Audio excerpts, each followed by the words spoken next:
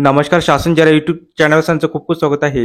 तर आताच्या घडीची सर्वात मोठी ब्रेकिंग न्यूज म्हणजे अखेर राज्य सरकारी कर्मचाऱ्यांना महागाई भत्ता थकबाकी, सेवानिवृत्त वय 60 वर्ष आणि वेतन त्रुटीबाबत आताची मोठी बातमी. त्या संदर्भात व्हिडिओच्या माध्यमातून संपूर्ण अपडेट सविस्तरपणे पाहूया.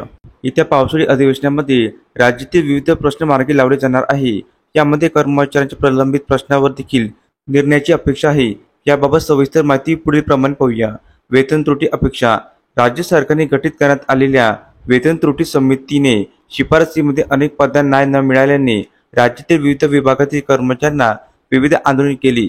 या संदर्भात वेतन त्रुटी निवारणाबाबत नव्याने पुनर्विचार होण्याची मागणी करण्यात येत आहे. या संदर्भात विविध विभागांना कर्मचाऱ्यांकडून प्रत्यक्ष निवेदने दिलेली आहे, तर बऱ्याच ठिकाणी कर्मचाऱ्यांकडून आंदोलन आणि मोर्चा काढण्यात आलेली आहे. याबाबत राज्य सरकारकडून अधिवेशनात नेमका काय निर्णय घेतील याकडे कर्मचाऱ्यांचे लक्ष वेधणार आहे. निवृत्तीचे वय.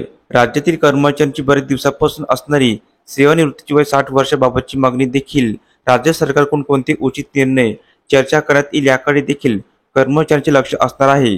अधिवेशनाच्या अनुषंगाने सरकारकडे कर्मचारी संघटनेचे निवेदन देखील सादर करण्यात येत आहे. महागाई भत्ता.